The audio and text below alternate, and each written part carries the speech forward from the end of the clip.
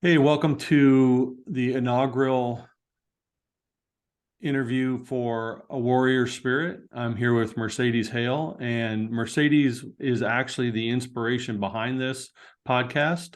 I had a chance to learn Mercedes' backstory and who she was, and something just hit me that said we need a platform for people to share their mess, to become their message, which then can become a survival guide for those who follow. So, Mercedes, thank you for joining me tonight on this inaugural launch, and I look forward to talking with you and hearing your story.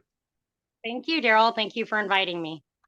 Mercedes, you didn't no right now you own a business, is that correct? I work with my boyfriend who owns a machine shop here in town. Yes. Okay. So, and you have a son, is that correct? Yes. Jaden, he's Yeah. 7 years old. Nice. And things are going really good for you right now. But it always wasn't like that, was it? You didn't come from silver spoon, background and any of that, did you? No, I sure didn't. So tell us a little bit about your journey and how you got to where you are now. Okay. Oh man, where do I start?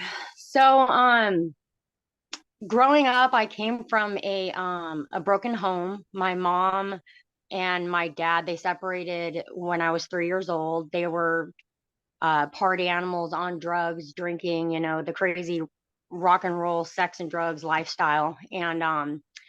And my mom, she got full custody of me, and I didn't see my dad much, and we kind of jumped from place to place. I moved a lot, like an army brat, and she ended up sobering up when I was 7 years old, and she got into AA and devoted her life to it, and it completely changed her life. And I would go to meetings with her. And growing up, like as a teenager and stuff, I never, thought I had a problem with abusing alcohol or drugs. I just, I thought that was my mom. And so I would, experiment, and then I things kind of became, a little more serious. And I ended up with a needle in my arm, shooting up, heroin and meth, and just doing all sorts of things, living a crazy lifestyle. And I ended up homeless. God, I was bulimic.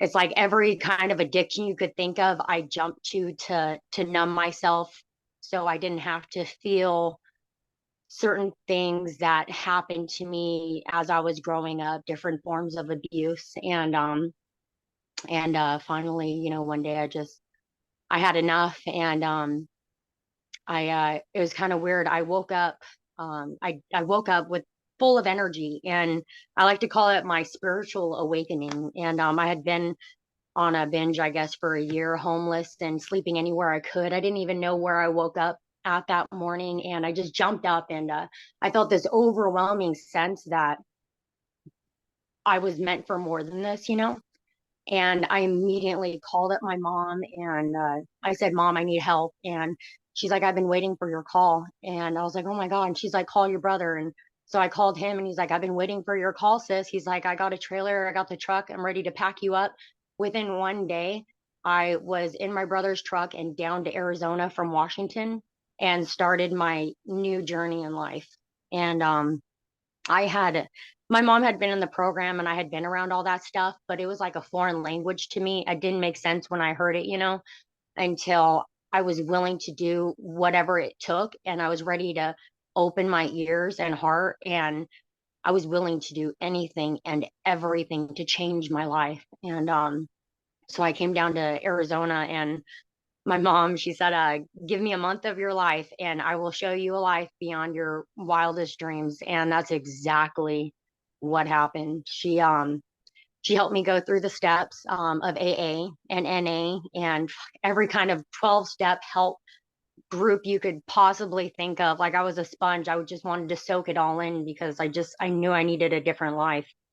And I had been in and out of the hospital. I had overdosed a few times. with the bulimia and drinking, I ended up getting pancreatitis at the age of 19, and I was in the hospital for a month. Food had become a foreign substance to my body, and it automatically rejected it. So I was in the hospital for a month in Utah with a feeding tube in me, an EKG, all these different, tubes, and I had pancreatitis, and I couldn't do anything on my own, and my organs began to shut down, and it was scary. And you would think that that would have been enough for me to stop and change my life, but it wasn't.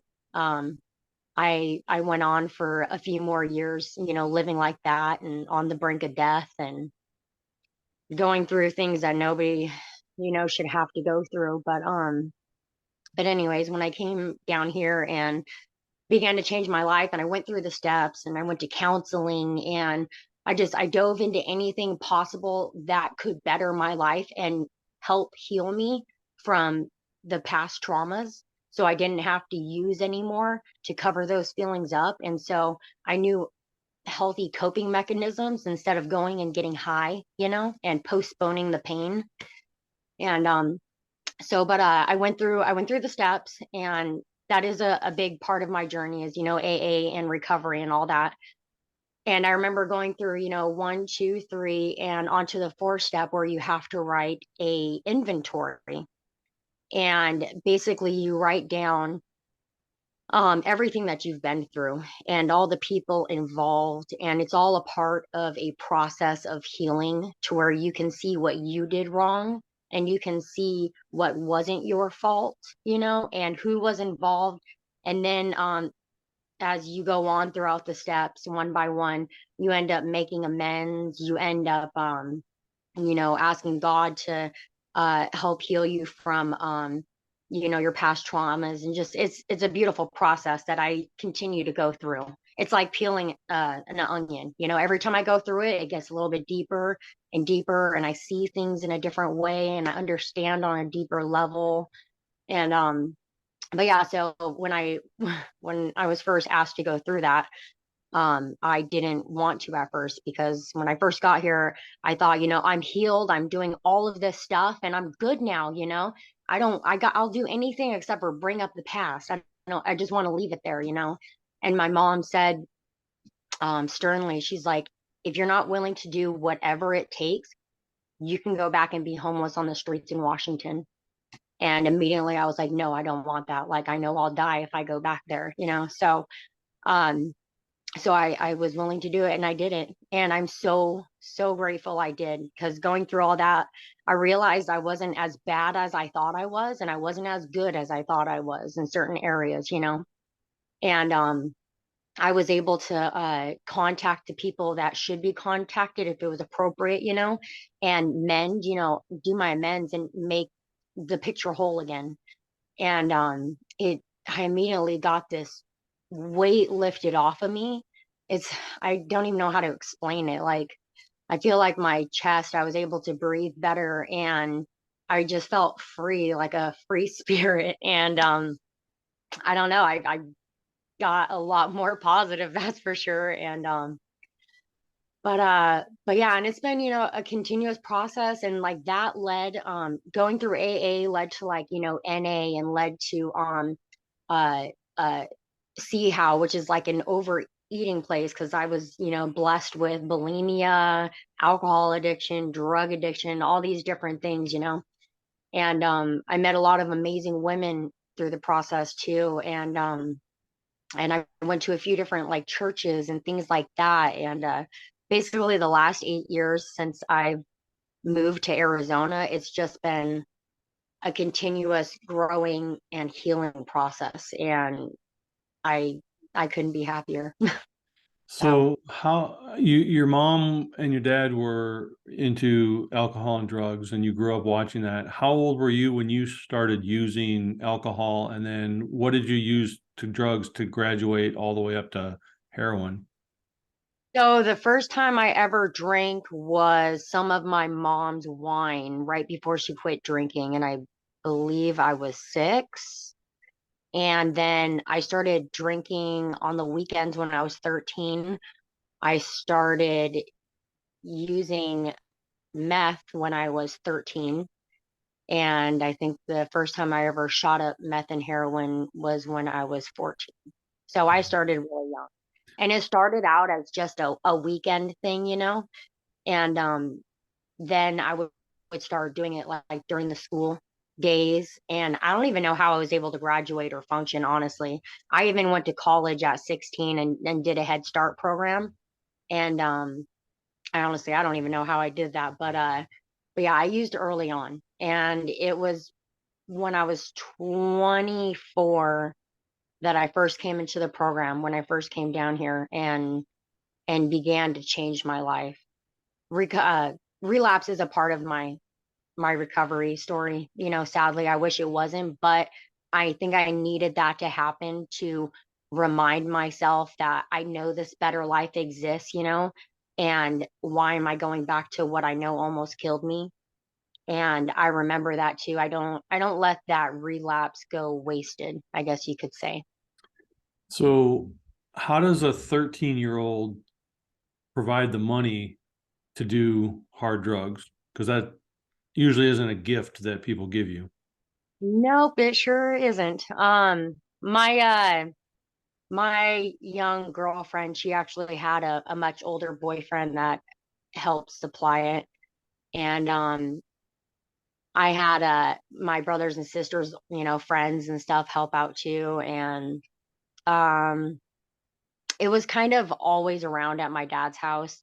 I understand. So for a long time, my mom wouldn't let me go to my dad's, and I understand now why, because there was nothing but drugs and alcohol over there. It was a party house, and that was all that was ever done there, And when I went over there, my dad's girlfriend, she would get, things for me as well. And my dad didn't know about it for a long time, but then I ended up telling him about it, and he's sober now. And it's like when you're on drugs, you don't think straight, and you allow things that you would never in a million years allow. And that's not an excuse, but that's just the kind of mindset that you're in. Your judgment is completely impaired. And now he looks back and he's sober and he's been clean for a while, and we've made amends, and we've gone through the healing process of, like, what a father should have been and all that kind of stuff. And me being me coming here and changing my life kind of started a domino effect. I was healthy enough to have a child because I couldn't before. And because of my child and me being able to lead the way and follow in my mom's footsteps, my dad got clean. My son's father's mom got clean after 30 years of using because they wanted to be in Jaden's life, and a few other people from, back home in Washington, they saw that I was able to do it, and they're like, "Oh my God, if she can do it, then I know I can do it because I was a freaking mess. So if I can do it, anybody can do it." Well, you told me earlier that you remember one time where you like actually woke up underneath a bush, Yeah. like outside. How old were you at that point? I was, I believe, 20. That was not too long before I came down here. I was with my ex-husband, who is the father to my son now. We actually moved here and got clean and sober together. But prior to that, him and I did a lot of drugs together. I actually met him at my dad's house, and my dad ended up losing his house that he had for 25 years because of too much attention and raids, and the cops coming all the time. And so we ended up losing our place to live because we were living there, and we were literally homeless. Not like, sleeping at friends' places and stuff. We did that for a while, but there was a point where we were actually homeless, sleeping outside in the rain, trying to, find a way to sneak up onto people's porches without them knowing and kicking us off, and sleeping at bus stops. And the time that you mentioned of the bush, I'll never forget that. That was probably one of, like, the handful of times right before I was like, I can't do this anymore. This is like the ultimate low. I have absolutely nothing. And I remember we were walking down the street. It was probably about 11 o'clock at night, and we were waiting for everybody to, go to sleep and lights to turn off, so we didn't have to worry about anybody getting spooked by us and stuff. And we were on the porch and we thought we heard somebody get up, and so we left and went to the end of this person's driveway, and they had a huge bush and then a big tree over it, and it was like a big enough bush to where we could like climb underneath it. And then it started pouring down rain, and I just remember sitting there freezing cold. I didn't have anything, and I didn't have a jacket. Like my shoes were soaked. It was horrible. I was getting foot funguses from wearing like the same wet, damp shoes all the time and doing nothing but walking. And oh my God, makes me so sad thinking about it. Like I don't even know who that person is anymore. Yeah. But Well, you were able to climb out that, but that wasn't your low point because you didn't get sober after that. no. It took even lower than that, right? Oh yeah. So when you finally decided I've had enough and hit rock bottom, was that phone call to your mother easy to make or the hardest one you've ever made? Actually, I feel like it was the easiest one I ever made. So, when I called her up, and I got this overwhelming sense that this was meant to happen, like everything was just gonna fall into place, and that's exactly what did happen. And at that time I was very codependent on my ex-husband, and he was the father of Jaden, and the one I was homeless with, and I was with him on and off for 10 years and going through this whole crazy lifestyle. And I told him I'd forgive him for everything, all the cheating, the abusing, if he would just come down and start a new life with me in Arizona. And when I called up my brother and he came and picked me up, I called up my ex-husband, and I said, okay, we're coming to pick you up and we're getting out of here. And he said, I can't go last minute. He's like, I can't do it. And he's like, I'm not ready. And I told my brother, and I was like, Michael, you got to wait. We got to stop. We got to wait here a couple days for him. And he's like, no, sis. He's like, if we're going now. Otherwise, I'm dropping you and your shit off right here. And he's like, sorry, but I love you. And if you don't go now, you're never going to go. And he was right.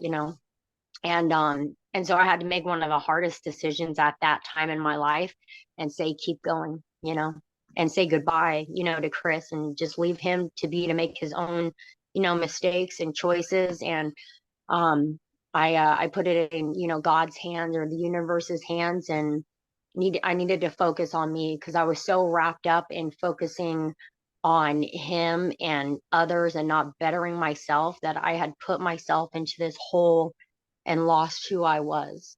And but yeah, and then we drove down to Arizona, and about 2 weeks later my ex-husband ended up showing up on a Greyhound. So I put it in the universe's hands and everything worked out. Nice. And so once you got here and you started getting sober, you said you had a relapse. How long did that relapse last? Oh, probably a couple months.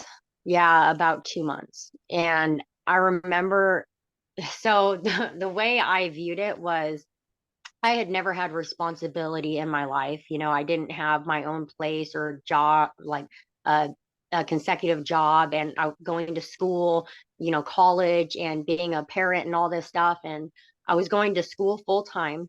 I was working full time online. I had just had my son, and I was at home 24/7 so that, I could do everything from home and not pay for daycare and all that stuff. And I kept talking myself back into using, like I've never had all this responsibility. There's no way that I could abuse it or be irresponsible and stuff because I have all these responsibilities. So I could just use it to go 24/7, to be the perfect student, to be the perfect mom and wife and student, and employee, and just go 24/7 to take care of everything because there's not enough time in one day. And that went on for about a couple of months until I literally lost everything. And I lost my car. I totaled it. I flunked out of school. Um, uh, I lost my place, my recovery, my just everything. I went to jail for the first time ever in my life, actually got in trouble. And I feel like I got this deep sense that like God was telling me like, okay, so you knew better. You started a new life. Like you knew better and you still went and did that. So this time I'm going to make it hurt a little bit and you're going to learn from it now. And that's exactly what happened.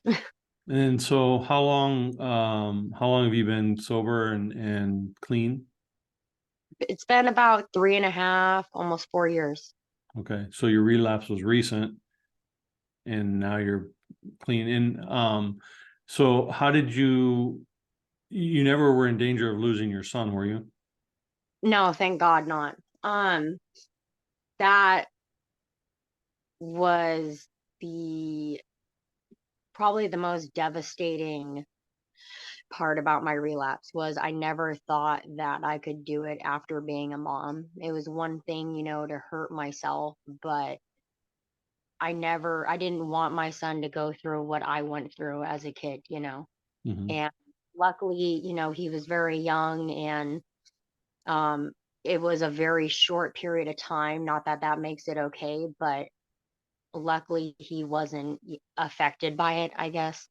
But in a sense he was though. I ended up checking myself into treatment and my mom, she would drive him over to come and see me. And I remember the first and I hadn't been away from him. I was with him 24/7.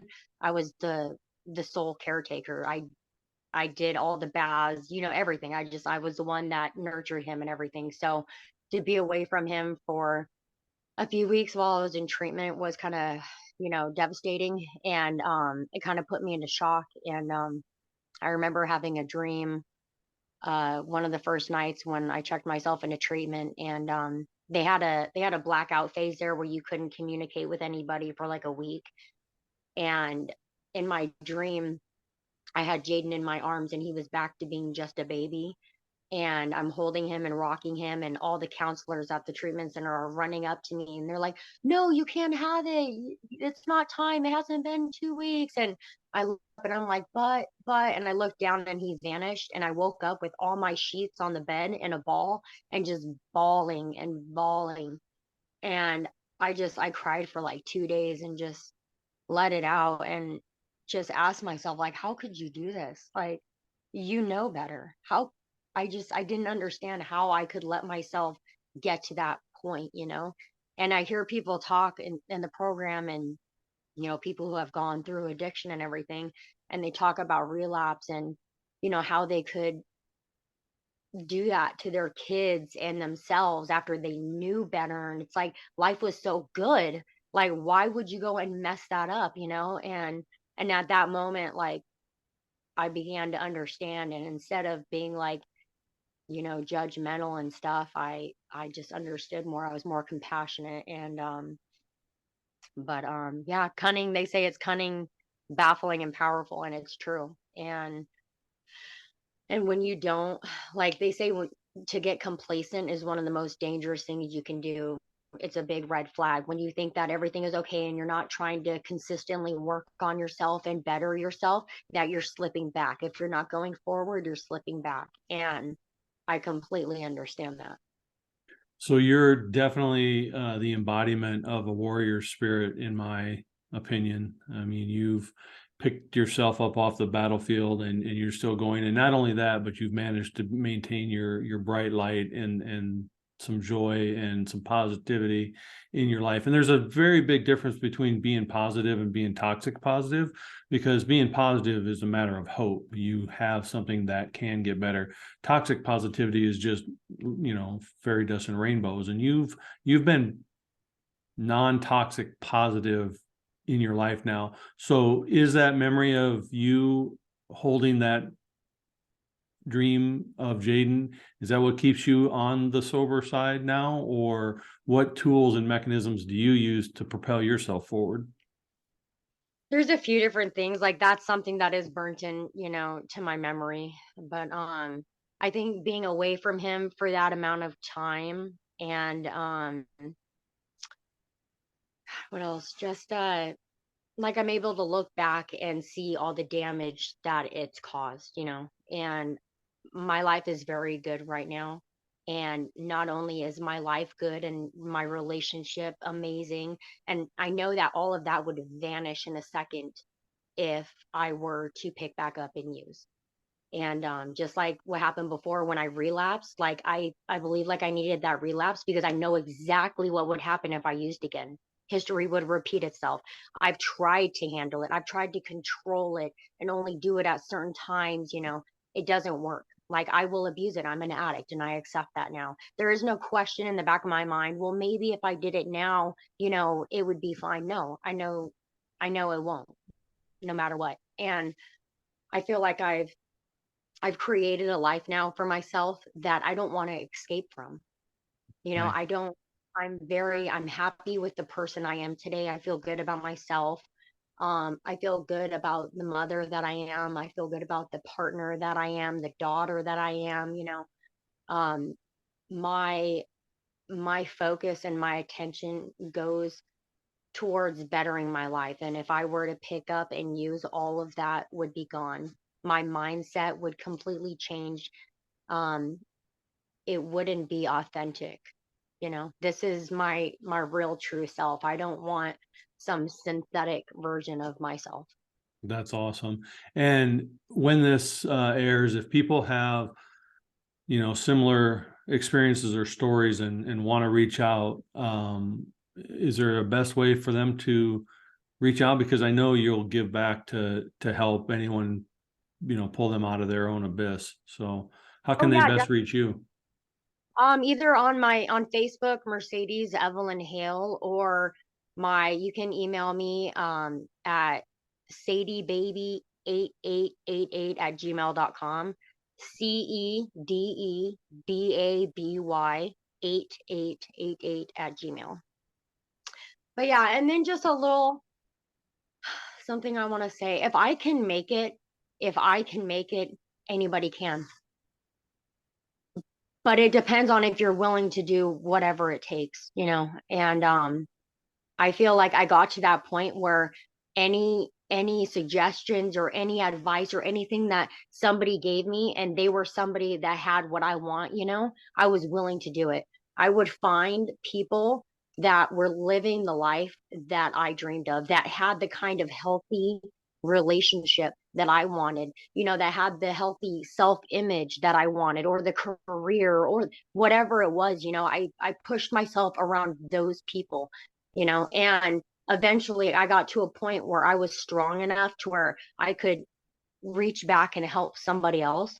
But there was a while there that I couldn't do that. I wasn't strong enough in my recovery. I couldn't go hang out with an addict, trying to preach the gospel to them and stuff and not make an unhealthy decision. I had to get strong. I had to lay down the foundation and I had to surround myself with winners, and I had to be willing to do what it took, and I look on YouTube. I spend my time listening to positive, uplifting videos, like my whole life, everything about it, I try to keep positive, which is why I'm happy and positive. What I listen to, what I speak, what I watch, like I'm very particular with it all. And I want Jaden to have that same loving, compassionate, positive outlook on life. And I know that he's a sponge and he's watching everything I do, and so I try to be as kind and, loving as possible. So, but yeah, if I can do it, anybody can. I watch you grow and blossom every day, and I'm very appreciative that you took time to share your story and help others. And I thank you for being the inspiration to helping others get this out into the world and make their mess their message, because um, it's only by the grace of whatever we believe the universe to be that we're all still here. And if we're on that other side, it is our obligation to help others get there too. So Cool. thank you for joining me tonight. And I wish you a very Merry Christmas. And I will continue to watch you blossom and grow. And if there's anything that you ever need from me, by all means, feel free to reach out. It's interesting because I named my company Praxis 33 because Praxis means the integration of thought and activity, and 33 is an angel number for success and prosperity. And then I always say the thing that you did, I'm where the woo meets the work, because you can sit and think about it, but until you actually do something about it, nothing's going to happen. So I think we're meant to, help on that journey together. So I appreciate it. And, thank you for your time tonight. Thank you so much, Daryl. Thank you. All right. Thank you. I appreciate you. All right. Merry Christmas. Bye. All right. Bye.